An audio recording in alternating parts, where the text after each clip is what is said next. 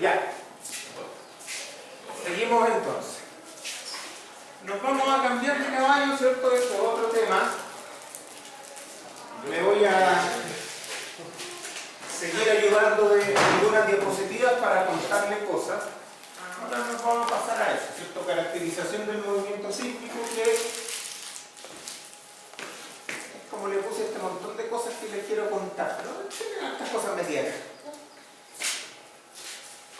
Veamos, ¿de qué se trata? Recordemos algunas cosas simplecitas. Normalmente, ¿qué nos va a interesar a nosotros? ¿Cierto? Estábamos viendo recién los estudios de amenaza donde buscábamos directamente el SSUA, que es la pseudoaceleración. Pero normalmente, ¿qué caracteriza a un movimiento sísmico? Desde el punto de vista del registro, desde el punto de vista de lo que le pasa a la estructura, aunque finalmente a nosotros nos va a interesar lo que le pase a la estructura, porque queremos diseñar que ese es el objetivo. Entonces, ¿qué parámetros tenemos de interés? Aceleraciones, velocidades, desplazamientos máximos. A nivel de suelo, eso viene de los registros. Después, a nivel de estructura, no nos va a interesar exactamente lo mismo, nos van a interesar otras cosas. Del registro, nos interesa el contenido de frecuencias, pero ahí hay que conversar algo. O sea, el registro tiene un contenido de frecuencias que nos dice más o menos cuál es la banda de frecuencias o periodos de las estructuras que puede afectar, o que puede afectar en mayor medida.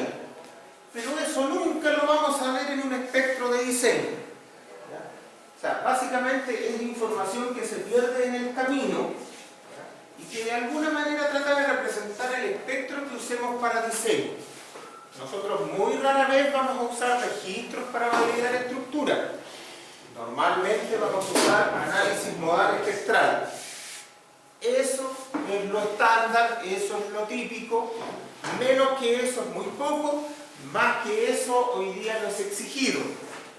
Salvo en estructuras que tengan sistemas de protección, ¿cierto? Como disipadores de energía, aisladores sísmicos. Ahí probablemente vamos a necesitar ir a análisis un poquito más sofisticados del tipo tiempo-historia no lineal, pero no es lo común. Duración del movimiento, y aquí hay una variable bien importante, porque los sismos subductivos tienden a ser bastante más largos que los sismos que tienen en California. Los sismos de California tienden a ser impulsivos, cortitos, un solo pulso. Los sismos que tenemos acá tienden a ser largos, con una liberación de energía en más tiempo, y eso nos podría conducir a mayor ciclaje de nuestras estructuras y de nuestros fusibles estructurales. ¿Ya? Entonces hay que tener un poquito de cuidado con eso. Aceleración efectiva. ¿Qué es la aceleración efectiva? Es una cosa media rara que alguien inventó, que básicamente se trata de que no es el PGA. ¿Por qué?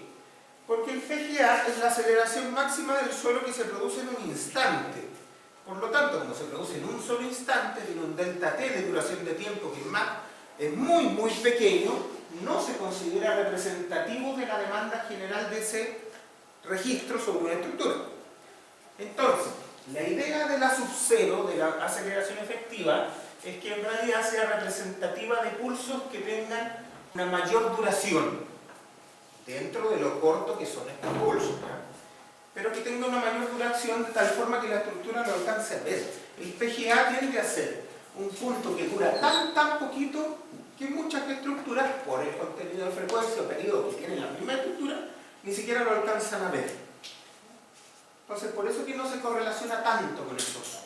Entonces, bueno, la aceleración efectiva, sin saber tan claramente lo que es, funciona mejor que un PGA como indicador de intensidad de un evento. Bueno, otras mediciones, ¿cierto? Como la intensidad de área, etcétera, etcétera. Aquí hay parámetros de intensidad que son importantes tradicionalmente. Uno de ellos es la intensidad de área y otro es el potencial destructivo, ¿cierto? Área, el ingeniero chileno, muy reconocido, el potencial destructivo del profesor Saragoni, también muy conocido, muy reconocido acá en Chile. Son números que nos indican bastante cuál es la intensidad de un registro, cuál es más exigente para una estructura. ¿Ya? PGA, PGB, PGD. Los peak ground. Tengo nada que decir de eso. Aquí tenemos distintos registros. Tenemos el registro del centro, en el que se ha hecho mucha de la ingeniería sismorresistente. Tenemos el registro de Northridge, que también ha servido para hacer mucha de la ingeniería sismorresistente. Fíjense cómo es. Es un pulso, un tremendo pulso. La escala horizontal es todo igual y tiene esa duración. Y este es un registro del terremoto del 85 de Yoyeo. Entonces, yo no sé si es idea mía, pero yo creo que este no se parece a ese. Ya, no estoy solo por lo menos. Ya. Claro, uno dice, bueno, si todas estas cuestiones igual parecen una guagua tiritona, pero algunos son más largos que otros, ¿cierto? Y uno dirá, bueno, ¿qué será peor? ¿Ese o este? Es relativo esas cosas, ¿cierto? Este tiene una liberación de energía en menos tiempo, podría ser mucho más destructivo, ¿cierto? Y este tiene su liberación de energía en más tiempo. También empiezan a aparecer ahí parámetros de intensidad, no sé si intensidad, pero también comparativa entre los registros, que es la duración significativa. Es algo que nosotros miramos mucho. ¿Cuál es la duración significativa?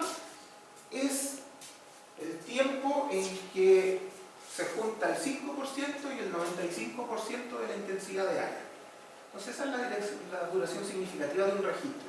Típicamente estos registros subductivos tienen una duración significativa mucho más que eso va en las dos direcciones. O sea, primero uno podría decir, mira, ¿sabes qué? Si los PIC son parecidos, aquí tengo mucho más tiempo y probablemente esta estructura va a sufrir mayor ciclaje y por lo tanto mayor daño y mayor degradación.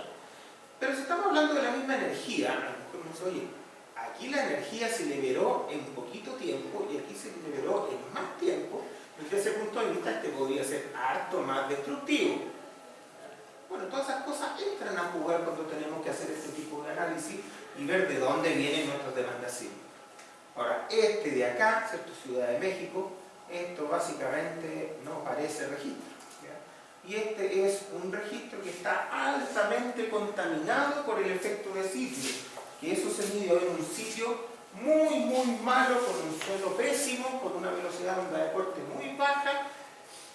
Básicamente esto que vemos acá es la respuesta en el periodo del suelo. Entonces ni siquiera aparece registro. Pero bueno, tenemos ahí un montón de registros, distintos de todos los colores, todos los sabores, pero el de acá es el chileno. Y tiene alta diferencia por lo menos al ojo. PGA, PGB y PGD. ¿Qué son estas cosas? Bueno, típicamente cuando yo tengo un registro, ¿cierto? Un registro de aceleraciones viene en ese formato, ¿cierto? Normalmente yo lo saco con registro de aceleraciones. Cuando uno lo integra, ¿cierto? Respecto al tiempo, le aparece la historia de velocidades. Ojalá que termine en 0. Y cuando saca el registro de desplazamiento, ¿cierto? Lo que le importa básicamente es el máximo. O sea, que no termine en 0 porque da lo mismo. Hoy día se esfuerza mucho la corrección de que estas cosas terminen en 0, pero bueno, la aceleración tiene que terminar en 0 y la velocidad, pero el desplazamiento no es claro, porque las estructuras sí quedan más allá que cuando empezaron. O sea, no es tan claro. Pero bueno, integramos estas cosas dos veces y sacamos estas cosas, ¿cierto? Que son los PIC. Velocidad, aceleración, desplazamiento, normalmente son indicadores del registro, pero por sí solos no nos indican tanto la exigencia que pueden tener sobre una estructura, porque como les digo, todos los PIC tienen como características que duran poquito, son instantáneos. Entonces no es muy claro que sea la mejor caracterización de una demanda. Los espectros. ¿Qué es un espectro? Un fantasma, dicen por ahí. Miremos estos monos, les voy al chacho.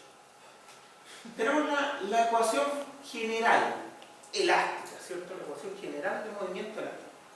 Para empezar, de estos valores, ¿cuál me interesa? ¿Me interesa el U2 punto, el U punto o el U? ¿Cuál es el importante? El U2 punto. ¿Qué más? ¿Todos creen que el U2 punto? ¿Están todos mal? Veamos. El UG, el desplazamiento del suelo. En general no me importa tanto, ¿cierto? Salvo que con él voy a construir lo demás. ¿Qué es el U? Es el desplazamiento relativo. Es el desplazamiento que tiene la estructura, o el oscilador de un grado de libertad en este caso, frente a sí mismo. ¿Ya? Y el U punto también la velocidad relativa, y el U2 puntos también la aceleración relativa. Ya. De estos tres términos, el único que le importa a la estructura es ese. Porque ese es el que produce el desplazamiento al interior de la estructura, que es lo que genera los esfuerzos en la estructura. Y eso es lo que nosotros tenemos como centro de nuestro diseño. Los esfuerzos de diseño en la estructura, o las deformaciones de diseño en la estructura. Entonces, en realidad, el único término que nos importa realmente es ese, que básicamente está por U, ¿cierto? Deformaciones y fuerzas elásticas. Los demás no, pues las fuerzas inerciales se mueven solas, las fuerzas viscosas se mueven solas, pero esas las tiene que resistir la estructura para que las demás puedan actuar. Entonces, siempre nos ha interesado y solo nos va a interesar los desplazamientos relativos al interior de la estructura. Ese es el parámetro que buscamos para diseñar. Bueno, ¿de qué se trata esto? Cuando uno resuelve esa cuestión, ¿cierto? Va a tener, cuando tiene una señal, ¿cierto? Cuando tiene el registro, va a poder resolver la historia de U, el U de T, la historia del U punto y la historia del U2 punto. Y entonces va a poder llamar, o va a poder hacer, lo que se llaman espectros. ¿Y qué son los espectros? Aquí dice, básicamente, es el máximo de la historia sujeto a un periodo y a un amortiguamiento. Ya, o sea, cuando yo hablo de espectro, ya pierdo la historia de respuesta, no me interesa la historia de la respuesta, solo me interesa el máximo que se produjo en toda esa historia. Y entonces, claro, voy a tener que resolver para cada periodo y para cada amortiguamiento de interés. Como se hizo en la ayuda antigua, ¿cierto? Por ejemplo, aquí tengo la aceleración, ¿cierto? A nivel de suelo, ahí está el registro. Para ese registro, ¿cierto? Puedo aquí resolver para un periodo de 0,5 y amortiguamiento 2. Todos van a tener 2, ¿cierto? Porque el espectro lo voy a calcular al 2%. Después podré cambiar el amortiguamiento y a otro espectro. Entonces voy variando periodos. Para cada periodo yo resuelvo el problema en el tiempo, ¿cierto? Agarro el registro, que es el uso que 2 puntos, resuelvo esto de acá y voy a tener la historia. Voy a tener la historia de desplazamiento, velocidades, aceleraciones, lo que quiera. Yo puedo hacer el espectro de lo que quiera. Típicamente me va a interesar el desplazamiento. Desplazamiento, que le llamamos SD. Entonces, aquí por ejemplo dice que para 0,5, con ese registro y el 2% se deformó 2,48. Con un segundo se deformó 6,41 y con 2 segundos se deformó 8,84. Y así voy llenando mi espectro, ¿cierto? Junto. Para cada periodo, junto el valor. Lo importante es saber que en este espectro yo ya perdí, este es un espectro de respuesta, ¿cierto? Porque pertenece a un registro en particular. Lo importante entender es que en este espectro yo ya perdí las respuestas en el tiempo. Simplemente esta es una colección de máximos. Nada más. Otra forma de mirarlo. Para cada estructura, ¿cierto? Para cada periodo, porque si estas cosas tienen la misma masa, pero son más altas, el periodo se va haciendo más flexible para allá, ¿cierto? Yo calculo la historia y me quedo con el máximo. Y eso es lo que voy registrando. Insisto en que puedo tener espectros de desplazamientos, velocidades, aceleraciones, y en particular me va a interesar el de pseudoaceleraciones. ¿Ya? Ojo, desplazamientos SD, velocidades SD. No, el SD no son velocidades. No son velocidades. ¿Ya? El SD es velocidad. No, pero el SD es desplazamientos. Esa es la parte importante. El SD es pseudo-velocidad y el SA es pseudo-aceleración. Eso tiene una importancia bien grande, por eso les hago notar. Bueno, parece que tengo un videíto, a ver si funciona.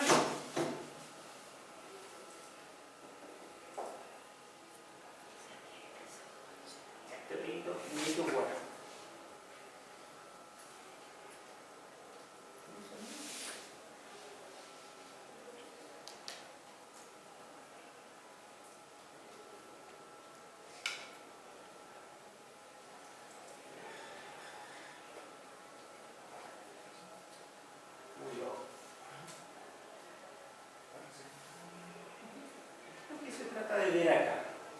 Se fijan que las distintas estructuras, las distintas torres, tienen distintas frecuencias de vibración natural. Y la mesa, ¿cierto?, va barriendo varias frecuencias, distintas frecuencias, y en algún momento la frecuencia de la mesa coincide con la frecuencia de la estructura, y ahí se produce la respuesta más grande de las estructuras. Fijan que va bajando la frecuencia y así se pone la gente. Ese es el fenómeno. Siempre esta cosa en las videitas como que es muy difícil. Entonces, claro, ¿qué sacamos limpio acá? Que no es bueno que las frecuencias predominantes de un registro sean las frecuencias de una estructura, porque las respuestas se magnifican. Entonces, como objetivo, vamos a querer alejarnos de eso. Lo malo es que no siempre podemos, es casi nunca. Interpretación física del S sub A. Es importante saber más o menos qué significa esta cosa, porque normalmente no significa lo que uno cree. El S sub A, hay gente que cree que es la aceleración máxima del suelo, hay gente que cree que es la aceleración máxima relativa, y hay gente que cree que es una aceleración. Pero todas esas cosas no son. Ahora, ¿cuál es la importancia grande del S sub A? Que vienen las normas. Las normas vienen con espectros en unidades de S sub A. Se presenta en S sub A. Yo acabo de decirles que lo único que nos importa es el S sub T, el espectro de desplazamiento. Y entonces, ¿por qué las normas le dan el S sub A? Buena pregunta. Veamos entonces.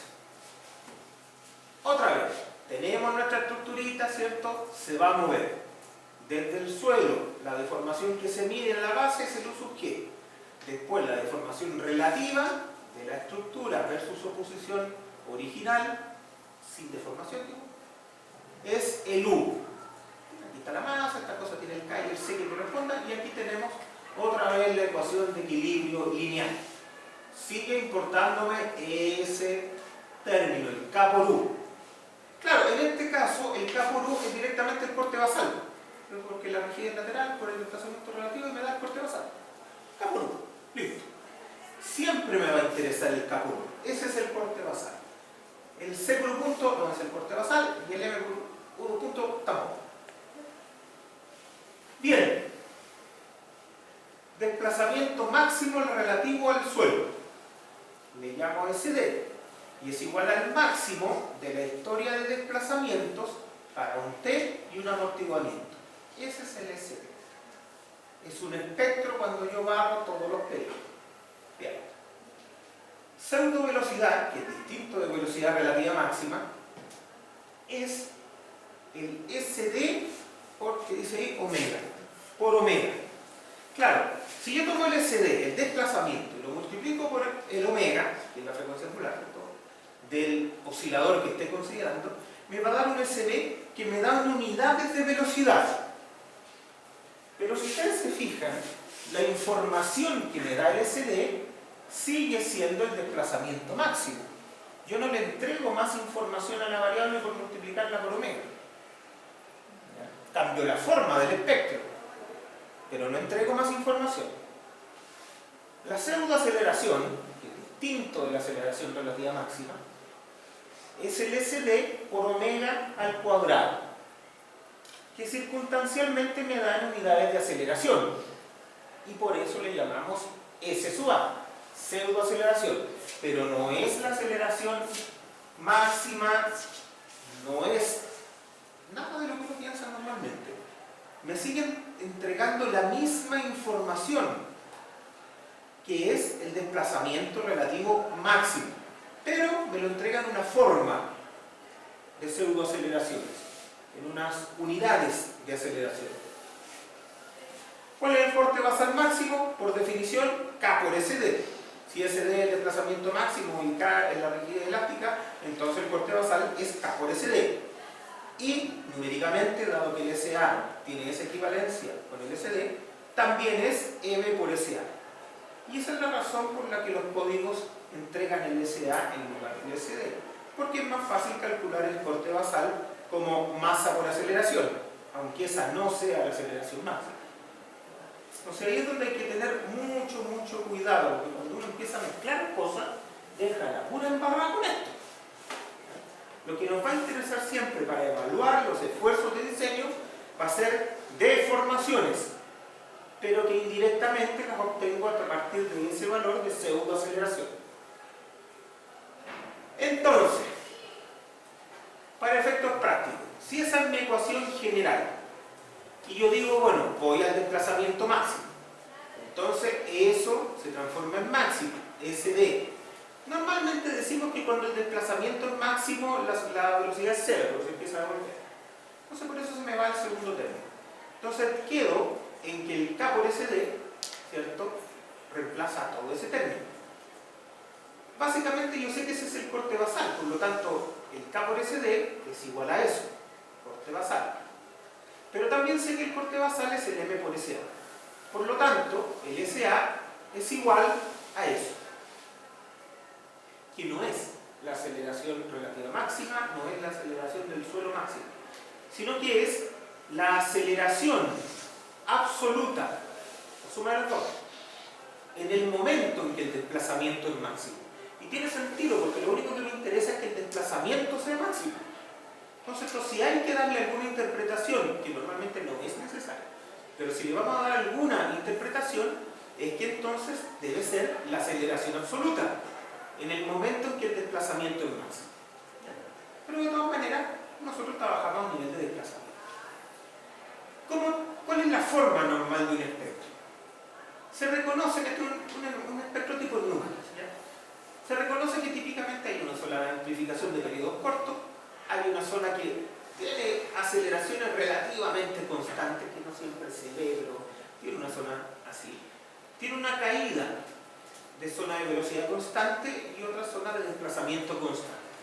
Esto es más o menos la zona en que se separa un espectro. Ahora, un espectro tipo Newman normalmente tiene el plató del orden de 2,5 veces más arriba que el anclaje en periodo cero. Pero lo que quiero que vean acá es que en realidad esta es una forma generalista de los espectros que se usan a nivel de diseño. Nosotros acá en Chile tenemos unos espectros un poco distintos a esto, pero también si uno los mira de lejos, como que se parece. Veamos el terremoto del Maule. Dice, nombre de la estación, el Roble. Componente norte-sur, aceleración máxima, PGA, 0,187, velocidad máxima 20,77 centímetros por segundo, desplazamiento máximo 5,4. Veamos qué sale. Ahí está el registro medio.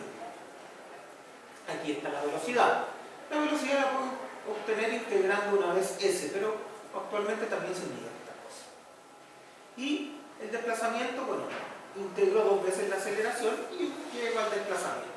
Y ahí están las historias. ¿Se fijan? Aquí está un poco forzado de volver a hacerlo, que es lo que se entiende como espectro, perdón, como registro corregido, cuando están llegando a cero.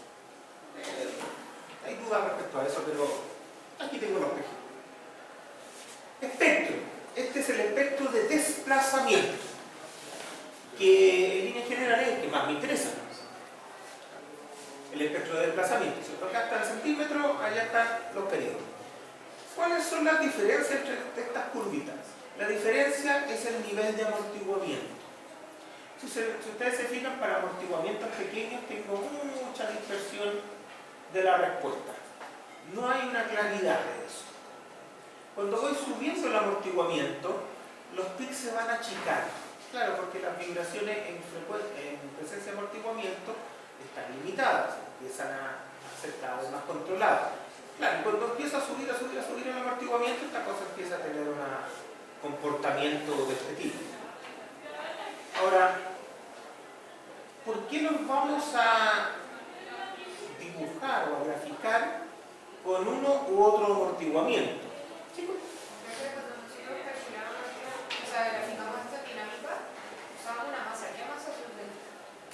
Para lo mismo, más aún. Si es unitario, el espectro va a ser siempre igual. Ah, perfecto. Se usa un... Lo que interesa es el periodo. Y usted lo puede obtener de mil maneras distintas. El periodo es la relación entre la masa y la rigidez. Entonces, si quiere poner la masa unitaria, si quiere poner la rigidez unitaria, da lo mismo en el fondo. Normalmente usamos la masa unitaria. Pero su característica va a ser el periodo. Entonces, ¿de qué se trata esto? Uno dice, bueno, puedo graficar el espectro de un registro para cualquier amortiguamiento. ¿Por qué lo voy a graficar o considerar al 5% y no a otro? Porque ustedes deben haber visto, ¿cierto? Todos los códigos a nivel mundial ocupan el 5%. Bueno, los chilenos por lo menos, no importa. Ocupan el 5%. Y eso, se han hecho muchas explicaciones respecto a eso, pero no todas coinciden. Hay gente que dice, no, es que el 5% del amortiguamiento natural de una estructura dentro del rango elástico. ¿Cuánto puede amortiguar algo que no salió del rango elástico? Nada, pues si no ha salido del rango elástico. No hay amortiguamiento. Ya, esa explicación es media mala entonces. Ya. La explicación que a mí me parece más razonable es que dicen, a la lengua, no, esto está documentado en algunos papers, que se elige el 5% como un estándar mundial de diseño, porque al 5% el scatter, ¿cierto? Que son estas rayitas filitos acá, empieza a ser más controlado, empieza a ser más suave y se pueden caracterizar de mejor forma estos espectros de respuesta. ¿Ya? Y personalmente a mí me parece bastante más razonable. Entonces, todas las no linealidades que el diseño tiene que considerar están metidas en otros factores. Pero ojo, un amortiguamiento del 5% es un amortiguamiento real muy alto. Un 5% en un edificio es vigas, columnas rotas, agrietamiento, puertas trancadas, ventanas reventadas. El 5% en una estructura normal es harto, no es respuesta elástica. Entonces, desde ese punto de vista, cuesta pensar que una estructura del 5% vaya a poder permanecer dentro del rango elástico. Como que eso no es mucho. Alguien dice por ahí, no, es que es el roce con el aire, con las cosas, ahora póngale más aire, que funciona súper fiel. Pero hay que tener cuidado con estas interpretaciones. ¿Ya? Sepamos que estos factores se empiezan a salir de los acuerdos y empiezan a ser bastante importantes porque nos clavan en algunos puntos. A veces darle más interpretación de la que realmente tienen nos lleva a problemas. Por ejemplo, les voy a hacer el comentario, pero es un comentario personal, no compartido por toda la gente. En la 2369 nosotros tenemos amortiguamientos diferentes. En 433 no, todas las estructuras tienen 5%, lo que sea. Madera, acero, hormigón, plástico, lo que sea. En 2369 decimos hormigón 5%, acero apernado o empernado, ¿cierto? Porque apernado no existe. Pero empernado 3% y acero soldado 2%. Son distintos amortiguamientos. Como baja el amortiguamiento, la respuesta esperada fluye. Entonces, ahí uno dice, ya, pero entonces te estáis metiendo en más problemas. Porque un amortiguamiento inventado se está calibrando para otras condiciones. Y sí, eso nos ha llevado a que mucha gente piense que eso es real, piensen que las otras estructuraciones amortiguan al 2% o al 3%. A lo mejor pueden amortiguar a menos, podría ser, pero decir que esos son los amortiguamientos no es correcto. De hecho, si uno considera los amortiguamientos de la estructura apernada, puede llegar a amortiguamientos mucho más grandes por el roce que hay en las uniones de deslizamiento. El roce en las uniones disipa mucha más energía y normalmente se puede llegar a amortiguamientos más grandes, ¿ya? Sin daño estructural. Pero cuando uno le empieza a meter esas cosas y empieza a darle una interpretación un poco peregrina que no está totalmente ajustada o totalmente reconocida, puede llegar a todas estas cosas raras que vamos a ver durante el curso, que son cosas a las que uno llega como acuerdo pero que no son tan consistentes. Hay que verlo. Bueno, en la vida real no vamos a llegar al 80%, ni al 40%, ni bueno, el 20% podríamos llegar, pero con sistemas de disipación especialmente diseñados para eso. Pero de ahí para abajo no existe. También ese es otro tema que uno tiene que mirar. Cuando ve todos estos gráficos y todas estas variaciones, decir, bueno, hasta dónde esto tiene sentido y cuándo ya no es representativo de nada. 80%, 40%, esas son cosas que ya se murieron hace rato. 20% es algo que puedo disipar por dispositivos de protección importantes, aisladores sísmicos, disipadores de energía, elementos adicionales. ¿Ya? Si no, por daño estructural, ya esto es bastante, esto ya es mucho daño. Bueno, espectro de pseudo velocidad, que viene siendo el mismo anterior, pero multiplicado por omega. ¿Qué me da acá? Bueno, cambia totalmente la forma, pero la información que me está dando es la misma. Me da información sobre el desplazamiento relativo máximo de un oscilador de 1 grado de libertad con esos periodos. Eso me da, nada más. Espectro de pseudoaceleración, el S sub A, me da otra forma, pero nuevamente me da información respecto al desplazamiento relativo máximo de un oscilador de 1 grado de libertad. No me da más información porque no hay más información. ¿Ya? Entonces, ojo con los significados que pueden tener estas cosas. ¿Ya? La forma de los espectros de pseudoaceleración es como se ve aquí. Sube por acá, ¿cierto? Va para allá y se va para allá. Eso es la forma típica, ¿cierto? Tiene una amplificación en periodos relativamente cortos, en la medida que el suelo se va haciendo más flexible, la amplificación se va más allá. Cuando el suelo se hace muy flexible y es muy malo, incluso esa forma puede cambiar. Seguramente ustedes han visto el espectro específico del proyecto MAPA, que tiene 2 ciclos. Y eso porque había suelos muy malos en esa zona del sur, sector de los papeleros. Pero es muy raro. Este es otro formato en el que se pueden entregar los espectros, que nunca lo he visto, que no lo usa nadie esta cuestión, pero lo pongo porque las universidades siempre lo pasan. Pero ¿de qué se trata esto? Básicamente, usted tiene 3 ejes, para allá, para acá y allá. Entonces, usted se para en cualquier parte y puede leer lo que sea. Por ejemplo, si entra en 1 segundo, usted ve dónde le pega el espectro que le importa. Le pega el rojito, ya. Entonces, si usted lee para acá, obtiene el desplazamiento. Si usted lee para acá, obtiene la aceleración. Y si lee para allá, obtiene la velocidad. Claro, porque están relacionados por omega. No tiene ninguna gracia.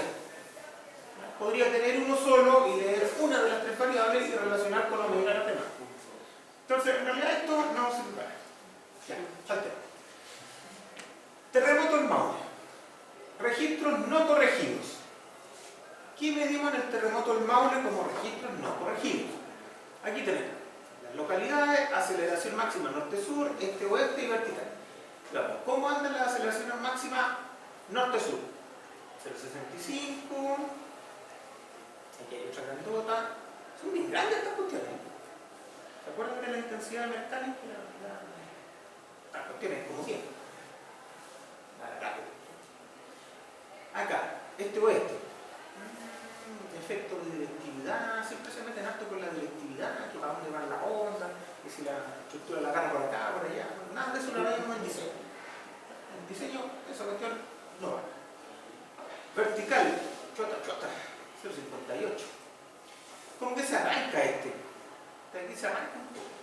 Bueno, a veces hay efectos locales de sitio que hacen que se nos arranquen un poquito la aceleración.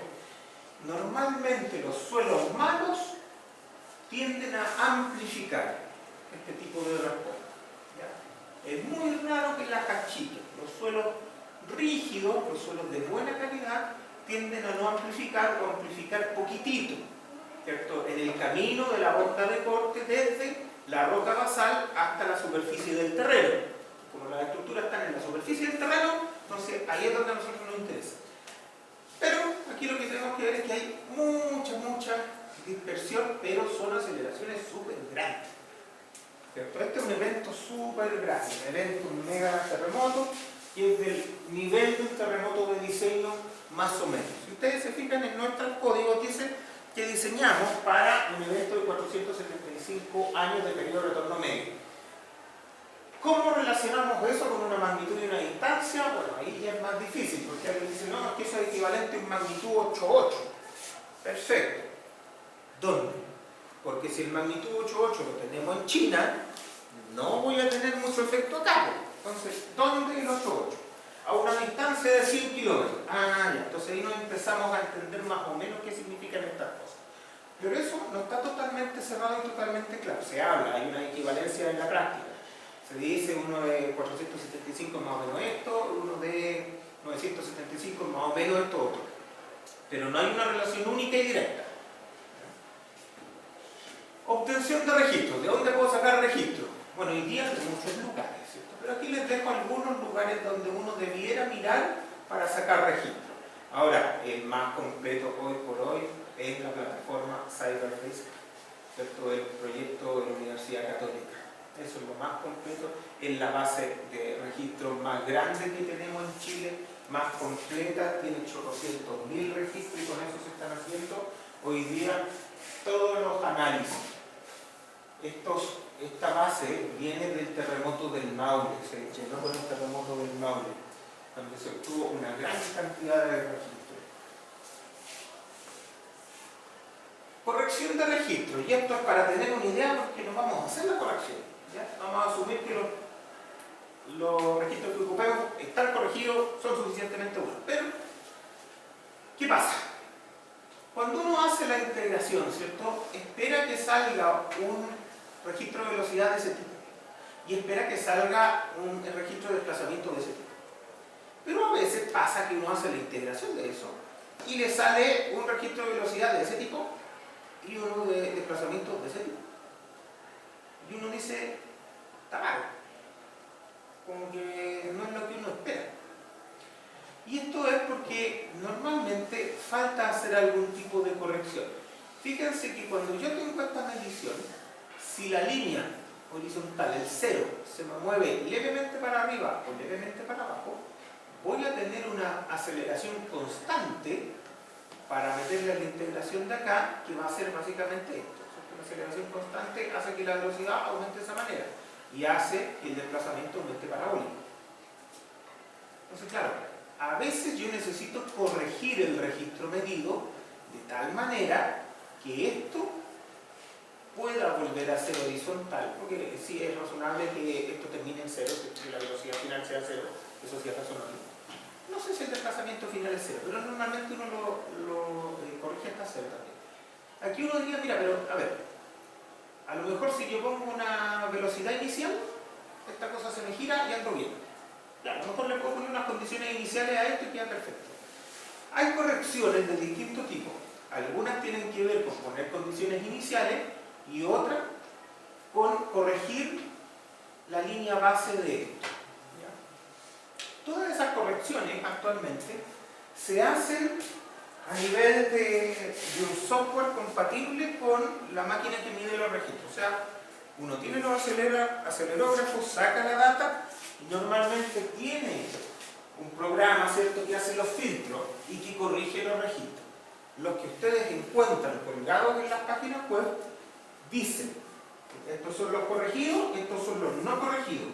¿Por qué alguien quisiera los no corregidos? Porque hay distintas correcciones y a veces la corrección estándar que se hace para propósitos estructurales no le sirve al geofísico para lo que él está haciendo y tiene que corregirlos de otra manera. Ahora, para nosotros los estructurales, y esto, claro, a lo mejor no, Christopher me va a odiar, pero esto no le importa a nadie. Porque las estructuras no son capaces de ver esto a nivel tan fino. Si usted hace una integración no lineal con un registro no corregido y después con el corregido, lo más probable es que la estructura en su respuesta no lineal no se dé cuenta y el resultado final suyo sea básicamente el mismo. Eso es lo que se ha visto en la práctica. Ahora, no es lo que uno desea hacer. La idea es que uno ocupe registros corregidos, ¿ya? Pero eso tiene mucho más peso en los análisis de registro que en los análisis estructurales que uno pueda hacer. ¿Ya? Ahora, evidentemente uno necesita, si usted quiere hacer el espectro de eso, va a necesitar corregirlo porque si no le va a salir cualquier tontera. Esto va a empezar a coleccionar aquí los desplazamientos que están allá en lugar del desplazamiento relativo de entre medio. Entonces no va a poder. Entonces, claro, si usted quiere hacer un espectro bien bueno, tiene que corregirlo. Si usted va a hacer un análisis tiempo-historia no lineal, a lo mejor con ese registro está más que suficiente. Ustedes en la ayudantía vieron que los registros que usó el registro de constitución que usó Felipe es un registro adaptado a un espectro. Es un registro que se hizo match con un espectro en particular y por eso que los espectros tienen esa forma tan suavecita. Pero cuando usted hace la doble integración, en el desplazamiento se nota que empieza a bajar. En el desplazamiento se nota que ese registro no fue corregido después de hacer el matching con el espectro. Fuentes de error. ¿Por qué puede estar un registro contaminado? Ruido ambiental, factores de amplificación y tiempo de fase no constante, ubicación de la línea de fase, elongación de desplazamiento del papel, lectura y digitación. Bueno, esto es un poco antiguo, ¿cierto? Es cuando estas cosas todavía rayaban un papelito. Hoy día todo esto es digital, por lo tanto, es el ruido ambiental una de las cosas que más puede molestar. Error en la ubicación de la línea base. Ese es un error especialmente molesto, porque por ejemplo, si el cero, como les decía, está un poquito desplazado, eso me deja que tengo una aceleración constante para un lado en todo el largo del registro y me genera los desplazamientos más grandes. Y eso hay que corregirlo. No nos vamos a preocupar mucho de cómo corregirlo, sino solo de que es bueno corregirlo. Ajuste de línea base, estos son los ajustes del registro digital. Ajuste de línea base, corrección instrumental. Estas cosas es lo que normalmente trae el mismo sismógrafo, trae esos software para poder filtrar esto. También se hace esto que es discutible, pero se hace, que es un filtro de frecuencias, eliminar las frecuencias muy bajas y eliminar las frecuencias muy altas, ¿ya? Para que los registros solamente tengan frecuencias entre dos límites bien conocidos que les importa la estructura. Esto también es un tema que no necesariamente a todas las disciplinas les impacta igual, entonces otras disciplinas podrían necesitar usar otro tipo de filtros de frecuencia. Para nosotros, en realidad, es una cosa bien transparente, ¿cierto? Por ejemplo, aquí tengo este registro, lo paso por un filtro de frecuencia, ¿cierto? Y elimino las frecuencias bajas, por ejemplo, como en este caso son frecuencia alta, y me sale así. En este caso, ¿cierto? Tengo que sacar la frecuencia baja y me sale así, me quedan solo las frecuencias altas. Son filtros, ¿cierto? Estas cajitas que se ven aquí, estos filtros son programas, son software, son funciones. Entonces con eso yo filtro frecuencias de los registros. Por eso es que cuando uno hace el espectro de Fourier de frecuencia, el registro sin filtro sale distinto que el registro filtrado. El espectro de Fourier que hace pura frecuencia, ahí se puede notar. Espectros de respuesta. Componente longitudinal, registro de constitución. Y esto es solo para darse cuenta de que puede importar o no. Aquí tenemos las correcciones en verde, la corrección de Pérez y Riedel, la segunda solución. En rojo, la corrección de Pérez y Riedel, la primera solución. Y la negrita es la corrección de Renate. ¿Cierto? Renate ahí corrigió y le dio S, que es lo que le da a todo el mundo, ¿cierto? Termina en 0, todos felices. Después corrigió Riedel 2 veces y le dio esas. ¿Cuál de las dos estará buena? Bueno, depende de la que la queramos. La verdad es que lo primero es que no nos importa. Porque nuestras estructuras, ¿a quién le importa? Al que vive de 4 segundos para arriba le importa.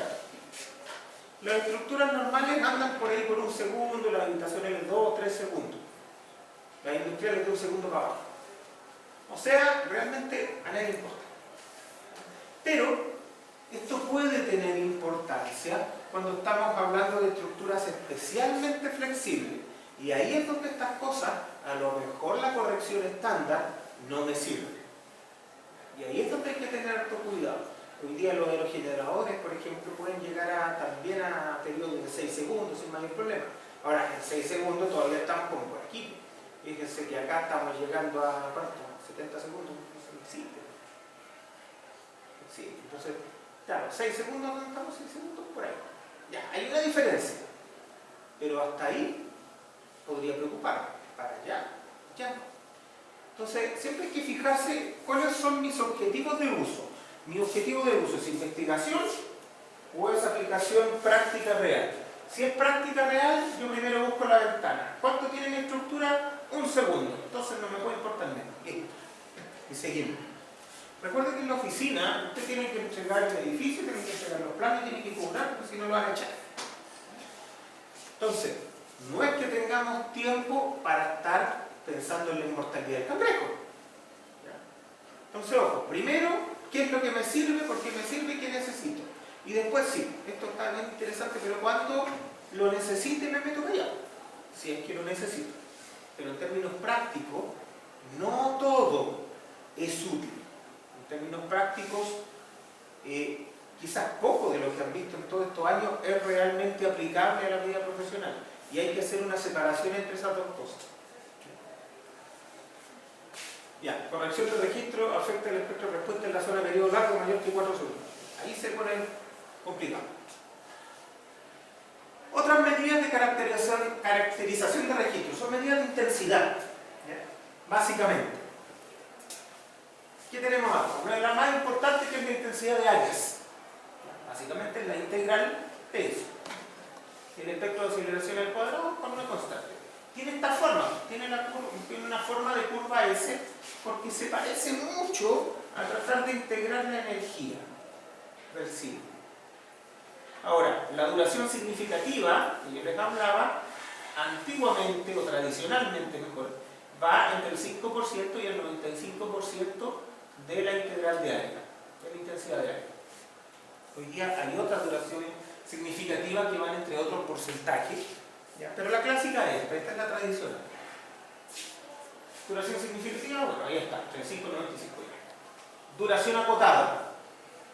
Dice, tiempo entre la primera y última aceleración que sobrepasa un nivel de referencia. Por ejemplo, el 5%. Hay distintas medidas que no importan demasiado, salvo la intensidad de área, esa es muy importante. La intensidad espectral de Hausdorff. ¿Qué es esta cosa? Dice, es la integral entre 0,5 y 2,5. ¿De qué? Ah, de tiempo. Ya, bien. ¿Y qué tiempo? Ah, esto está en periodo de momento, ya. Entonces entre 0,5 y 2,5 de periodo. Del espectro de velocidad. Ya, o sea, es la integral del espectro de pseudo velocidad entre 0,5 y 2,5. Al 20%. Bueno, ya. Potencial destructivo.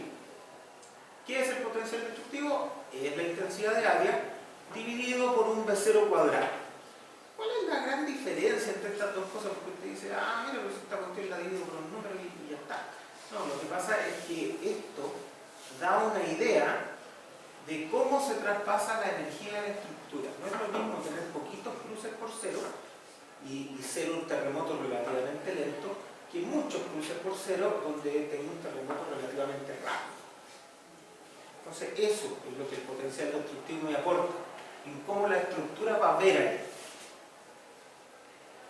Aceleración efectiva, y esto es de la 2369 del 2003, creo que ahora lo sacamos. ¿Qué es esto? Básicamente es el S sub A, ¿cierto?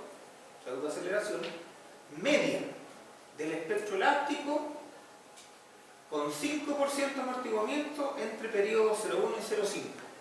Uno dirá, oye, pero que hay esa cuestión y que específica. Porque, ¿qué tendrá que ser el entre 0,1 y 0,5? Uno puede decir, ah, el plató. O lo que parece plató, la zona de amplificación de aceleraciones de un espectro. Sí, pero eso cambia según el suelo. Para suelos de peor calidad se hace más grande y se corre hacia los periodos grandes. Entonces uno dirá, pero eso es súper ajustado a lo que podría representar. En la vida real funcionaba re bien. Calcular el S sub A de casi cualquier espectro de respuesta era una muy buena medida de intensidad, de exigencia para una estructura. Bueno, seguro que hay otras mejores, pero esta es una muy buena medida de intensidad. todavía la usamos en varias ocasiones para ajustar registros, ¿cierto? Es muy buena, yo creo que no hay que botarla a la basura todavía. Contenido, frecuencia, bueno, básicamente este es el espectro de Fourier, ¿cierto? Tengo el registro, aquí tengo Fourier Spectrum, Fourier Amplitude Spectrum, espectro Fourier, ¿cierto? Considerando todo el registro y aquí considerando el movimiento fuerte, que esto es con la duración significativa. Básicamente lo que muestran estos espectros siempre es que en esta zona, donde esto es más grandecito, tengo la zona de frecuencias que más excita ese registro en particular.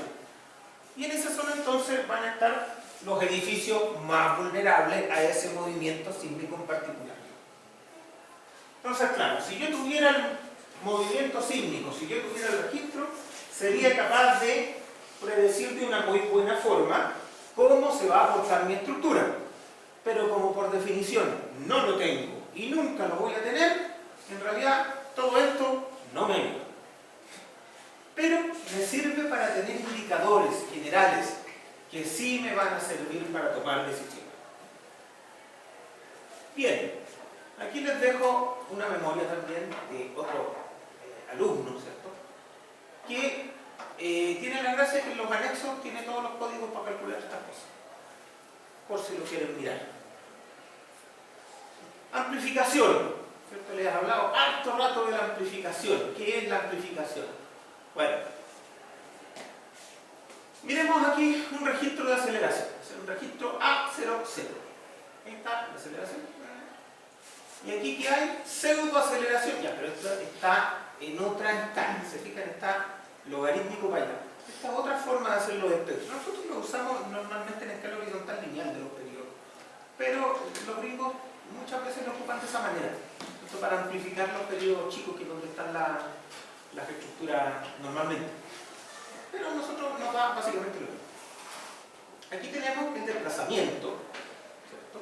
Dice, en el techo, la línea gruesecita, y la línea más delgadita en el primer piso. Entonces, la historia de desplazamiento en el primer piso es esta de acá, y la historia de desplazamiento en el techo es esa otra. Y uno dirá, ¿por qué son distintas? Si el edificio es uno solo. Claro, depende en el punto donde yo esté midiendo esto, ¿cierto? Nosotros sabemos que los espectros funcionan o son construidos para una estructura de un grado de libertad, pero las estructuras de un grado de libertad no existen. Lo que podemos hacer a veces es asimilar las estructuras de un grado de libertad, pero en estricto rigor no existen.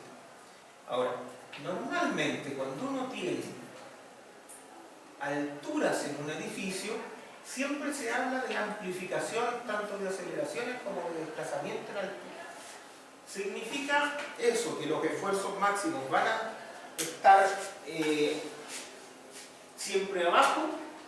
En la gran mayoría de los casos sí, pero a veces tenemos edificios que son muy altos y tienen un segundo modo que puede también presentar algún tipo de exigencia en la mitad de la altura del edificio, con la que hay que tener cuidado.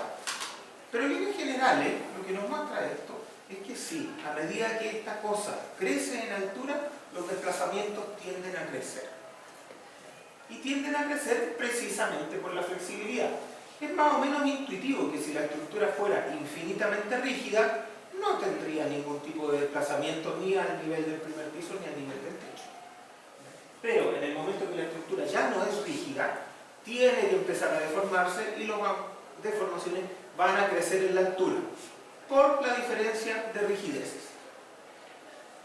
Ahora, eso, ¿cierto?, tiene alguna arista que vale la pena conversar. Por ejemplo, aquí tenemos un edificio de muros, ¿cierto?, o un muro de altura ahora mismo.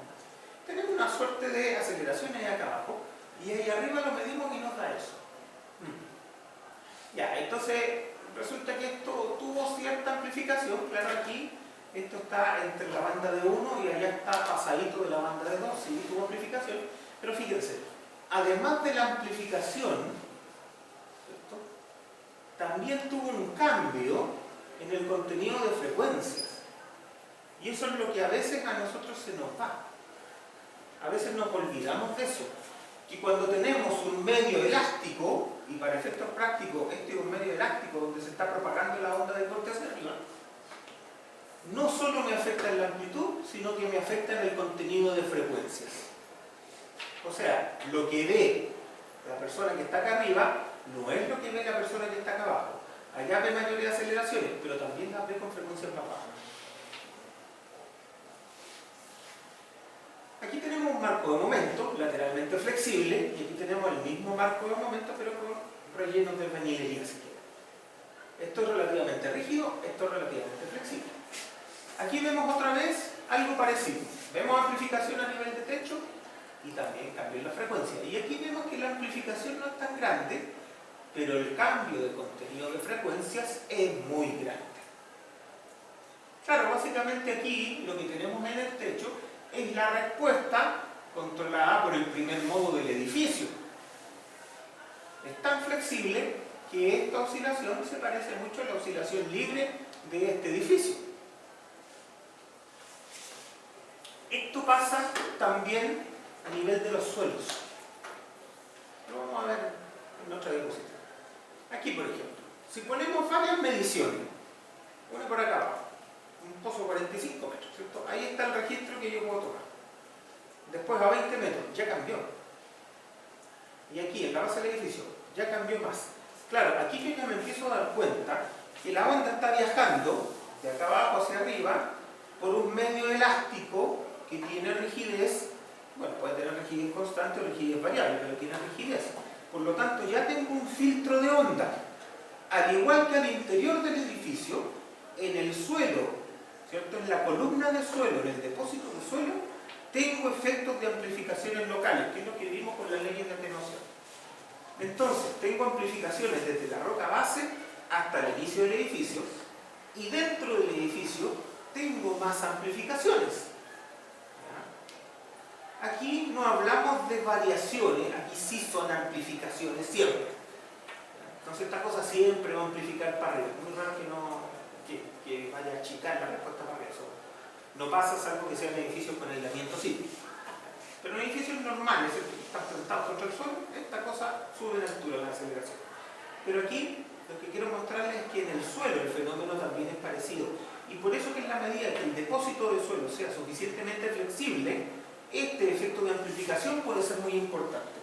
Y no solo amplificación a nivel de la aceleración, del tamaño de la aceleración, sino que secundariamente, pero a veces más importante, a nivel del contenido de frecuencias que puede tener la onda en este punto, que es lo que muchas veces se nos olvida, que no solo crece la amplitud, también crece la frecuencia, o mejor dicho, cambia la frecuencia.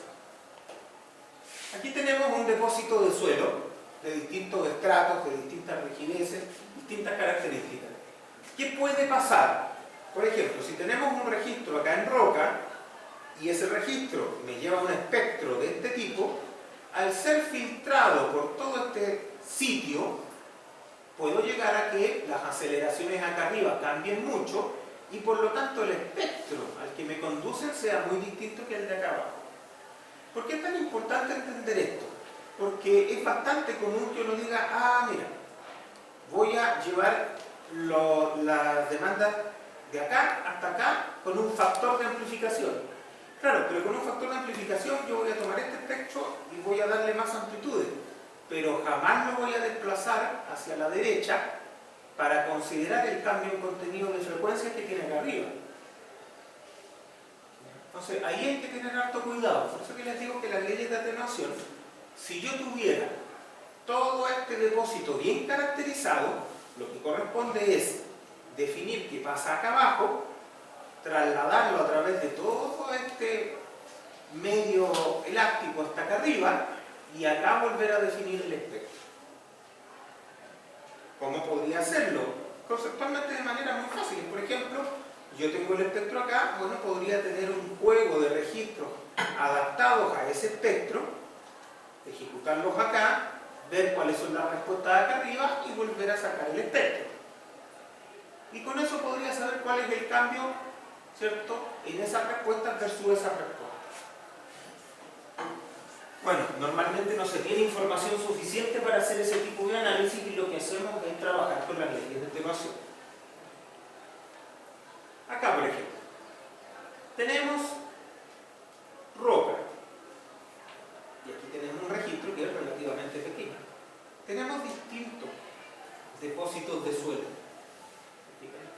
Y dependiendo del depósito de suelo y la profundidad que tenga, estamos suponiendo que estos suelos no son los mejores, etc., se producen amplificaciones locales que son importantes. Por ejemplo, aquí tenemos distancias. Entonces, deberíamos decir, mira, es que contra este debería tener una cierta atenuación. Y después vuelve a subir. Claro, empiezan a subir porque hay amplificaciones locales por efecto de sitio. Ese es el tema que yo les comentaba en la clase pasada respecto a las leyes de atenuación, que no siempre la distancia hace que la respuesta sea más baja. El efecto de sitio a veces puede ser tan grande que a pesar de que la distancia atenuó mucho, atenuó a nivel de roca basal, pero después vuelvo a considerar la amplificación local por efecto de sitio y resulta que la exigencia vuelve a crecer. Aquí, ¿cierto? Tengo un caso real, ¿cierto? Ciudad de México, el epicentro acá. ¿Qué leemos? Leemos acá entre 170 y menos 170. Ok. Nos alejamos mucho para acá. Aquí ya va en 18 centímetros por segundo, segundo cuadrado. Ya, atenuó una barbaridad. Esto bajó de 150 a 18. Estamos súper bien. Aquí ya está entrando aquí a este depósito de suelo, tiene 35. Pero al medio de este depósito de suelo, que es pésimo, este era el fondo del lago, volvió a subir a 177, o sea, más que en el epicentro. Y también cambió el contenido de frecuencia.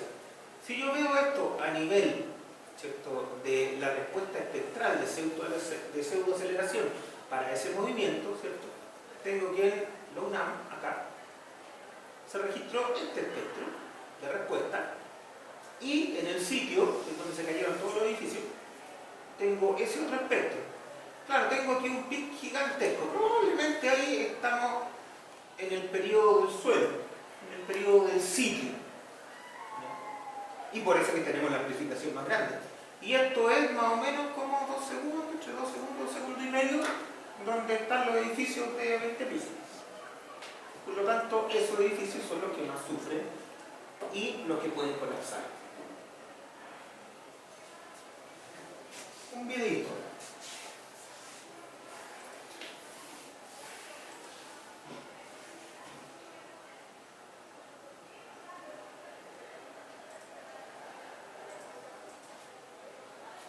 Así. Esto es bien intuitivo, así que no tengo para conversarle nada. Se dan cuenta cómo cambia la forma en que afecta la onda a las estructuras. Claro, a la estructura le interesa mucho más si la onda se acopla con los periodos naturales. Y si no se acopla, bueno, en realidad no es tanto. Pero que se acople o no con los periodos naturales depende del depósito de suelo. El suelo, para efectos prácticos, es un filtro de onda, como lo puede ser un aislador sísmico, ¿cierto?, que deja pasar las ondas de baja frecuencia. El suelo también amplifica.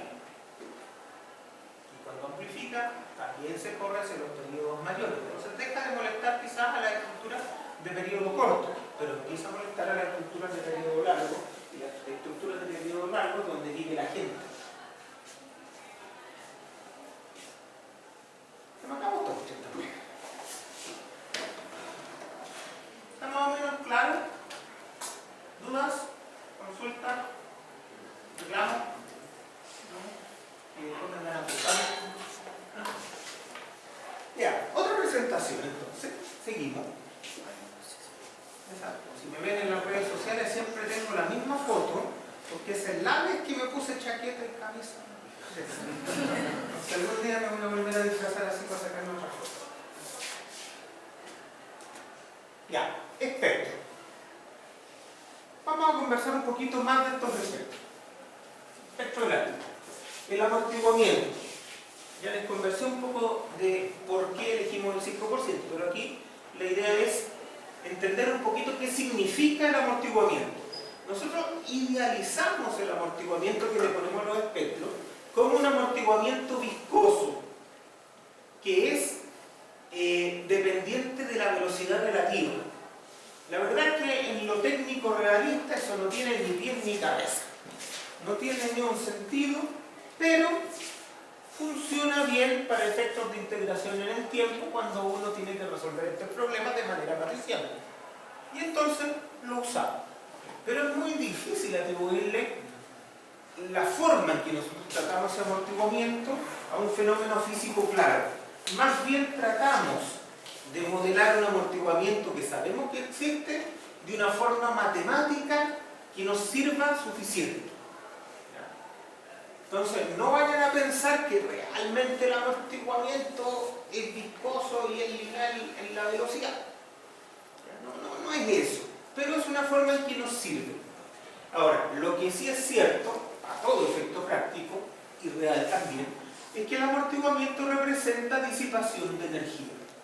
Ese es su significado.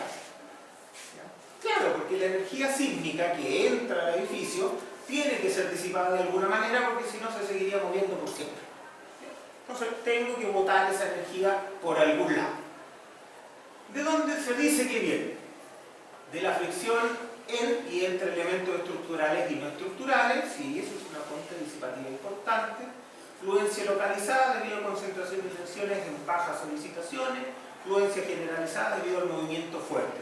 Sí, cuando tenemos movimiento fuerte es muy común que tengamos fluencias, que tengamos roturas y que tengamos fallas controladas y estables que sí disipan energía. Radiación de energía hacia la fundación. El amortiguamiento geométrico, típicamente, ¿cierto? El suelo es un muy buen amortiguador, pero amortigua menos cuando tenemos suelos buenos, que es donde nos gusta estar, y amortigua un poco más cuando tenemos suelos malos, que es donde no nos gusta estar. Ahora, como el suelo es cualquier cosa menos lineal elástico, todo lo que tenga que ver con suelo, inclusive su amortiguamiento, depende del nivel de deformaciones con el que yo estoy trabajando. Entonces hay que tener alto cuidado con esto, pensar que puedo disipar todo por el suelo. Cuidado, no es la mejor idea. Existe, pero en la gran mayoría de los casos tratamos de no depender de la interacción suelo-estructura. Normalmente nosotros queremos un suelo bueno, rígido, muy competente, donde vamos a poner nuestras fundaciones rígidas, resistentes, inamovibles, para poner la estructura arriba, que es la que sí se puede deformar un poco. Nadie quiere disipar energía en las fundaciones. Nadie quiere ir a hacer un hoyo para mirar si se rompieron o no después de un sismo, y mucho menos repararla después de un sismo. Esto no es una buena idea. Amortiguamiento debido a la resistencia del aire. Se dice mucho eso, pero dudoso. Errores analíticos de modelación, y esto se amortigua caleta. Eso amortigua un montón los errores en el modelo. Reducen un montón de resistencias necesarias. Así que hay que tener cuidado con eso. Amortiguamiento, ¿de qué depende? Bueno, de la amplitud del movimiento, sí, evidentemente, del tipo de elementos estructurales y no estructurales, también, los que se rompen más, amortiguar más, tipo de fundación y suelo, también depende, frecuencia del movimiento, ya, el uso de amortiguamiento viscoso, una simplificación, sí, porque básicamente no existe. Pero estamos tratando de incorporar todas estas cosas en un chi que le ponemos a la ecuación.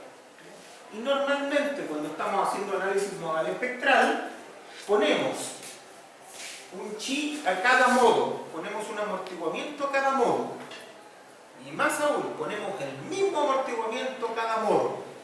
Cuando estamos viendo que depende de la amplitud, ¿tendrá el mismo impacto en amplitud en los periodos que llevan más masa con los que llevan menos masa? No. Y le ponemos el mismo amortiguamiento.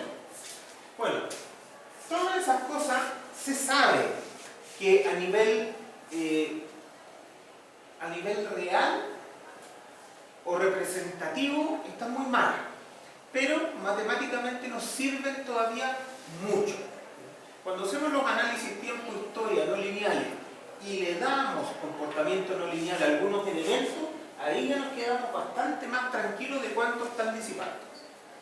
Pero este amortiguamiento viscoso, cuidado, lo tenemos que usar, es necesario, vamos a seguir con él durante todo el curso, pero tengamos cuidado con darle significados demasiado importantes o significados físicos muy claros y establecidos. Espectro de desplazamiento, espectro de pseudoaceleración. Aquí tengo el registro del centro para amortiguamiento desde el 0 hasta el 20%. Y veamos, ¿cuál es el efecto del amortiguamiento? Bueno, esta cosa sí que tiene todo. Bueno, el primer efecto parece que esta cosa se va poniendo más planita, menos tiritón, ¿cierto? Se pone más suave, eso es claro. Pero para todo efecto práctico hay una característica general del amortiguamiento y es que disminuye la amplitud de la respuesta. Siempre. El amortiguamiento disminuye la amplitud de la respuesta. Ya sea la respuesta en desplazamiento, en aceleración, como la quiera ver, la disminuye. ¿Cuánto? Chuta, vaya a saber uno, depende. Pero la disminuye. Eso está claro. Características del espectro elástico. Claro. Efecto del amortiguamiento, reducción de la respuesta, ¿cierto? Nos tiene que quedar bien clarito eso. La reacción por un determinado amortiguamiento es diferente en distintas zonas del espectro. Ya, sí, dice la reducción es mayor en la zona espectral de velocidad. Ya, ¿y eso qué me dice? Ya, que en zonas de periodo relativamente medio alto, esta cosa, ¿cierto?, puede tener más importancia, pero una zona en la que yo no sé si voy a estar. ¿Por qué nos gusta estar en las zonas de periodo corto? ¿Alguien no sabe? ¿Por qué nos gusta más estar en las zonas de periodo corto? ¿Tener estructuras más rígidas? ¿No? Por eso. Porque la estructura más rígida tiende a tener menos deformaciones. Y la magnitud de deformaciones más pequeña entendemos que significa menor daño. Daño tanto estructural como no estructural. Hay otras fuentes de daño, que son por ejemplo las aceleraciones a nivel de piso, de cada piso. Pero eso ya es para estructuras más sensibles. Una estructura más rígida tiene mayores aceleraciones a nivel de cada piso, pero tiene menores deformaciones. Tradicionalmente se ha relacionado mucho más las deformaciones con los daños que las aceleraciones. Y por eso es que nosotros queremos siempre estructuras que sean relativamente rígidas. Bueno, la reducción depende de las características del movimiento que no tenemos. Sismo impulsivo de corta duración, el amortiguamiento es menor. Claro, entonces nosotros que tenemos sismos relativamente largos, esos son los sismos importantes nuestros, vamos a tener una buena duración para que los amortiguamientos actúen bien.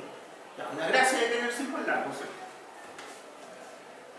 Para periodo cero y periodo infinito, el amortiguamiento no afecta en nada. ¿Ya? O sea, anclo en periodo cero y anclo en periodo infinito al mismo valor. Afortunadamente no existen las estructuras de periodo cero ni las estructuras de periodo infinito. A mayor amortiguamiento, menor sensibilidad en periodo. Claro, no se pone tan tiritón. El efecto del amortiguamiento es mayor en amortiguamientos menores. Eso a lo mejor no es tan intuitivo y a veces uno se confunde, pero ¿qué quiere decir? Que si yo aumento el amortiguamiento del 2 al 3%, gano un montón. Pero si yo lo aumento del 30 al 35%, no gano nada. Eso quiere decir. Entonces, claro, mientras menos amortiguamiento tengo, ponerle un poquito hace que la respuesta mejore un montón. El efecto depende del periodo, pero no existe una tendencia clara. Por eso aparece ese gráfico que dice, cada una de esas líneas tiene distintos periodos y aquí vemos cómo funciona el amortiguamiento respecto a la reducción de aceleración. Claro, cuando uno ve líneas que se van cruzando ya como que no nos cacha. Entonces, no hay una tendencia muy clara, pero lo que sí podemos decir es que siempre el amortiguamiento reduce la respuesta. Siempre. Es más efectivo en ciertas zonas, es menos efectivo en otras zonas, pero siempre reduce la respuesta. ¿En cuánto? Pucha, relativo, ¿cierto? Depende, como dice acá, del movimiento. Depende del movimiento en amplitud y en contenido de frecuencia. Entonces no es tan fácil saber cuánto es él. Un ejemplo, ¿cierto? Y con este ejemplo yo creo que aquí lo vemos y terminamos. ¿Sí? Todavía estamos viendo respuestas elásticas. ¿Ya? Entonces vamos a mirar la respuesta elástica de esta cuestión. Dice, estudiar la respuesta de una pasarela peatonal. Esta de acá, ¿cierto? Créanme que es una pasarela peatonal, tiene dos pilares, arriba tiene unas viguitas con una losa arriba para que pase la gente. Supongo que saltar para allá, después saltar para abajo, pero bueno. Esa es la pasarela peatonal. Viga de acero, bien. Unión viga pilar, ¿verdad? Bien. Pilar de 40 por 40, bien. ¿Y cuánto pesa toda esta cuestión? 16 toneladas. Ya. La vamos a someter al registro de Yoyeo, componente norte 10 este, 1985, asumiendo comportamiento elástico. Ya, más adelante aparece el espectro. Este es el espectro. El espectro del registro que estoy viendo acá. Bien, lo primero, saber el periodo, ¿cierto? Para saber el periodo necesito la rigidez, para calcular la rigidez necesito la inercia y para tener la inercia tengo las dimensiones. Entonces, primero, inercia, pH cubo doceavo, ¿cierto? Vamos a considerar que el pilar trabaja en su sección nominal y no se agrieta. Claro, porque la respuesta elástica sí que no se agrieta. En general, las estructuras de la cordillera para afuera se agrietan y todas las estructuras de hormigón armado se modelan considerando secciones agrietadas, excepto aquí. Aquí nosotros modelamos en la 433 con secciones nominales. ¿Ya? También vamos a comentar eso más adelante. Pero aquí, bueno, lineal elástico no se agrieta. Bien. Tengo la inercia, la rigidez lateral. Rigidez lateral, bueno, una columna en voladizo, tiene una rigidez de 3 e i partido por L cubo y son dos columnas, así que por 2. Entonces la rigidez lateral, ahí está, listo. La frecuencia, raíz de K partido por M y ahí la tengo. El periodo 0,37, frecuencia en Hz 2,7. Me interesa que el periodo 0,37, ya. O sea, esta cosa como respuesta elástica va a tener 0,37 de periodo lateral. Entonces, vamos acá. Me meto con el espectro está en Hz. Ya, entonces me meto con 2,7 Hz. Me meto ahí a los amortiguamientos 5% porque me dijeron, porque ahora sí que no tiene sentido, que es totalmente elástica el amortiguamiento. ¿De dónde amortiguar esa pasarela? Pues no tiene ventanas, no tiene nada, no tiene ni tabique para que se rompa. Bueno, ya. 5%. Y leo para acá, 4,1 centímetros le corresponden, leo para allá, 1,22 G le corresponde el corte basal y velocidad 70 centímetros por segundo. Igual podría haber leído uno solo y como tengo el omega, calcular los otros. Bueno, ahí están los valores leídos. Vamos para atrás. Calcular el desplazamiento máximo de la pasarela, el esfuerzo de corte en cada pilar y asumir un 5%. Bueno, ya lo hicimos. F2,7 leo me da 70. Y con omega puedo llegar al 4,1, pero también lo leí, entonces el desplazamiento es 4,1. Y el corte en cada pilar, bueno, fácil. Era 1,22 por la masa dividido en 2. ¿Dónde está?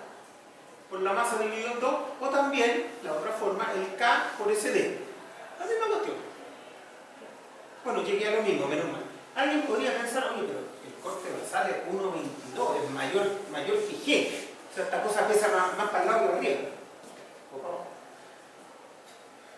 ¿Sí? Así funcionan las respuestas elásticas. No es para nada raro.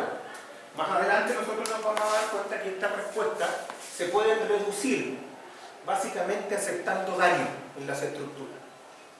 Y con eso vamos a reducir esto. Pero si quisiéramos comportamiento lineal elástico, tendríamos que tomar en cada columna un corte de 9,8 toneladas.